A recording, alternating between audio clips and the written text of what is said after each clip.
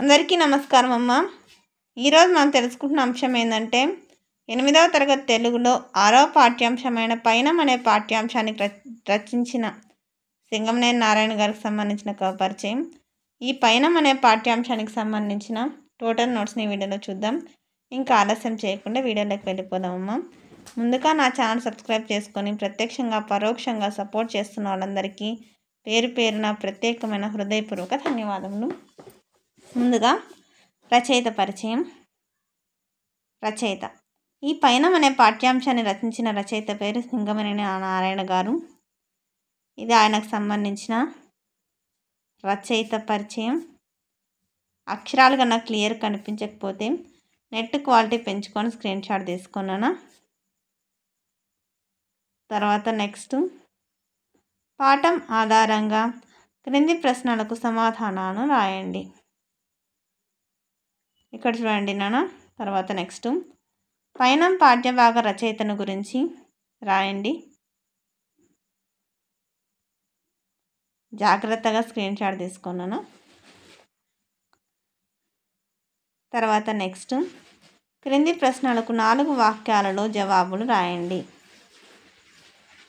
పాఠ్యభాగ ఉద్దేశము. తర్వాత నెక్స్ట్ అమ్మ ఇది కంటిన్యూషను. తర్వాత రెండవ ప్రశ్న కరువు పరిస్థితులను అధిగమించాలంటే ఏం చేయాలనో తెలుపుతూ పత్రికలకు లేఖ రాయండి. ఊరి పేరు, తేదీ, పత్రిక పేరు, తర్వాత అంశం. స్క్రీన్ షాట్ తీసుకున్నాను.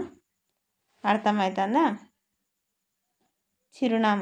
చిరునామా అంటే ఎవరికైతే మీరు ఆ ఉత్తరాన్ని పంపించాలనుకున్న వాళ్ళ అడ్రస్. చిరునామా రాస్తేనే వాళ్ళకి అది చేరుతుంది. తర్వాత నెక్స్ట్ వ్యవసాయ కూలీలు ఎందుకు వలస వెళతారు? జాగ్రత్తగా స్క్రీన్ షాట్ తీసుకున్నాను. ఎక్కడికక్కడ స్క్రీన్ షాట్ తీసుకోండి. మళ్ళీ చెప్తున్నా అనుకోద్దండి. అక్షరాలు కనుక క్లియర్ కనిపించకపోతే నెట్ క్వాలిటీ పెంచుకొని స్క్రీన్ షాట్ తీసుకోండి.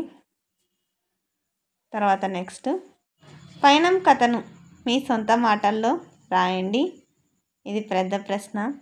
మళ్ళీ చెప్తున్నా అనుకోద్దండమ్మా. అక్షరాలు కన్నా క్లియర్ కనిపించకపోతే నెట్ క్వాలిటీ పెంచుకొని స్క్రీన్ షాట్ తీసుకోండి. జాగ్రత్తగా స్క్రీన్ షాట్ తీసుకున్నాను. ఎక్కడికక్కడ స్క్రీన్ షాట్ తీసుకోండి.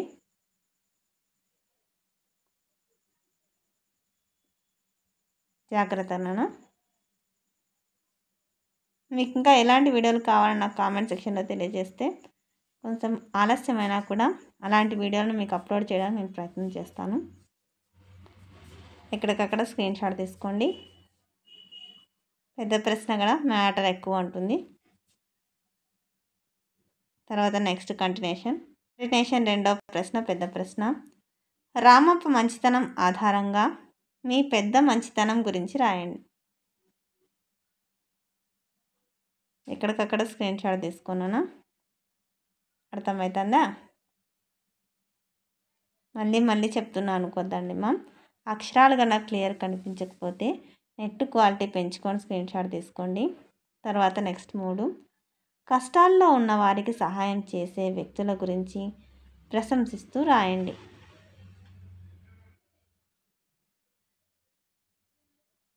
నేను ఆపినప్పుడు స్క్రీన్ షాట్ తీసుకున్నాను.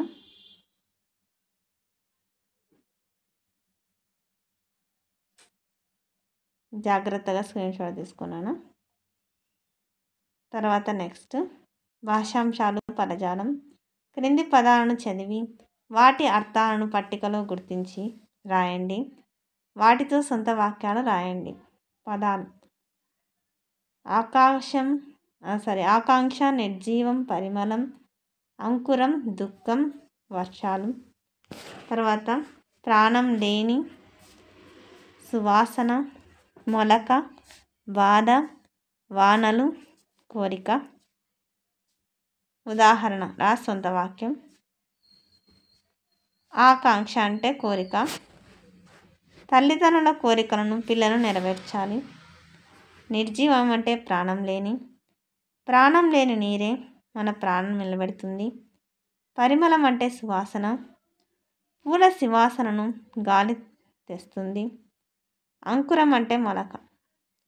వాన పడితే చేతిలో మొలకలు వస్తాయి. దుఃఖం అంటే బాధ. ఇతరుల సంపద చూసి బాధపడకూడదు. నెక్స్ట్ వర్షాలు అంటే వానలు వస్తే భూమి చల్లబడుతుంది. తర్వాత నెక్స్ట్ కంటిన్యూషన్. క్రింది వాక్యాలలోని గీత గీసిన పదాల ప్రకృతి వికృతులను రాయండి. ఓకేనా నాన్న. ఆకాశం అంటే ఆకాశం. తర్వాత వానలు. ఓకేనా. దీన్ని మనం సపరేట్గా రాసుకుందాం. ప్రకృతి కింద ప్రకృతి, వికృతి కింద వికృతి. ఆకాశం అంటే ఆకాశం, వానలు అంటే వర్షాలు, పయనం అంటే ప్రయాణం. అందరికీ ధన్యవాదాలమ్మా. ఇంకా మన ఛానల్ సబ్స్క్రైబ్ చేసుకుని వాళ్ళు ఎవరంటే దయచేసి సబ్స్క్రైబ్ చేసుకొని లైక్ చేసి షేర్ చేసి మీ ఫ్రెండ్స్కి రిలేటివ్స్ అందరూ సబ్స్క్రైబ్ చేసుకోమని చెప్పండి. నా ఛానల్ని సబ్స్క్రైబ్ చేసుకొని ప్రత్యక్షంగా పరోక్షంగా సపోర్ట్ చేస్తున్న వాళ్ళందరికీ పేరు పేరున ప్రత్యేకమైన హృదయపూర్వక ధన్యవాదములమ్మా. అందరికీ మరి ఒక్కసారి ధన్యవాదాలు. దయచేసి వీడియోని మాత్రం స్కిప్ చేయదునా. ధన్యవాదములు.